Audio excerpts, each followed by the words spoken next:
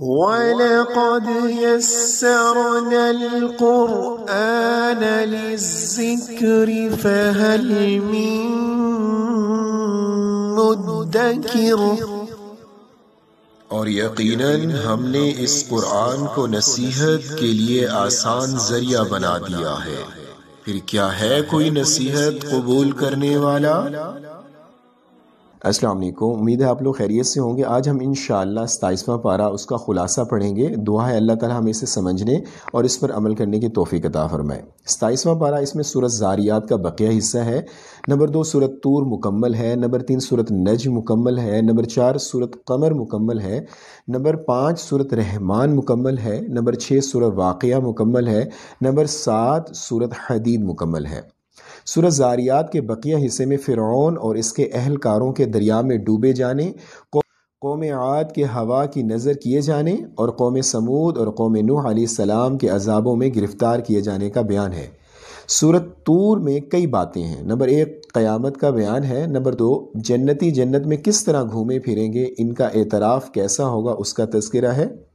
Number 3 نبی اکرم صلی اللہ علیہ وسلم کو اہل مکہ نے کیا کہہ کر اذیتوں کا شکار کیا، اس کی جانب اشارہ ہے۔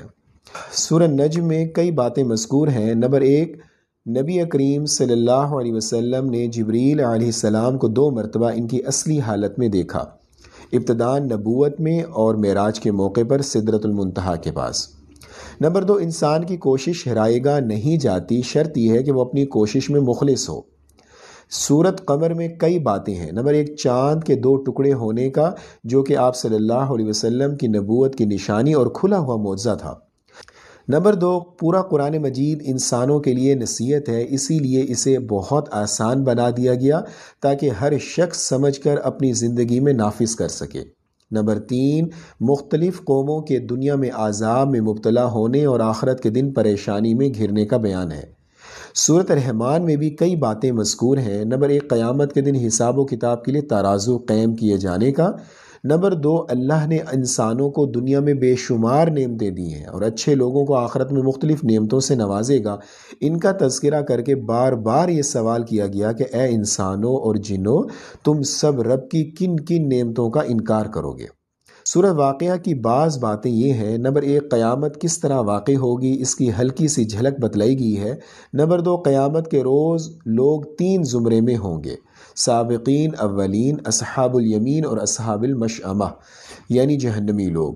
نمبر 3 اللہ کی قدرت کاملہ کا بیان ہے۔ نطفہ سے بچے کی پیدائش، کھیت میں پودے کا اگانا، آسمان سے بارش نازل کر کے اسے پینے کے لیے میٹھا بنانا، درختوں سے آگ پیدا کرنا، یہ سب اللہ ہی کی کاریگری اور قدرت ہے، کسی انسان کے بس کی بات نہیں۔ سورۃ حدید کی بعض باتیں یہ ہیں۔ نمبر 1 اللہ کی وحدانیت کا بیان ہے۔ نمبر 2 فتح مکہ سے پہلے خرچ کرنے والوں اور اللہ کے راستے میں جہاد کرنے والوں کی فضیلت کا بیان ہے۔ نمبر 3 قیامت کے دن مومنوں کو ایک نور دیا جائے گا جس کی روشنی میں وہ چل رہے ہوں گے اور منافقین اس نور سے محروم ہوں گے۔ نمبر 4 لوہا کے فوائد کا بیان ہے کہ اس سے ہتھیار بناتے ہو اور دوسرے منافع حاصل کرتے ہو، جیسے گھر بنانا، گاڑی بنانا، پل وغیرہ۔ نمبر 5 دنیا کی زندگی کھیل تماشا، زیب و زینت، مال اور اولاد میں فخر ہی ہے، آخرت میں سخت عذاب اور مغفرت ہے۔ یہ 27ویں پارے کا خلاصہ تھا۔ جب آپ تراویح پڑھنے جائیں تو 2-3 منٹ کا یہ کلپ سن کر یا خود پڑھ کر جایا کریں، انشاءاللہ آپ کا ایمان تازہ ہوگا۔ مجھے اپنی دعاؤں میں یاد رکھیے گا۔ انشاءاللہ اگلی ویڈیو میں 28ویں پارے کے خلاصے کے ساتھ حاضر ہوتے ہیں۔ تب تک کے لیے اللہ نگہبان۔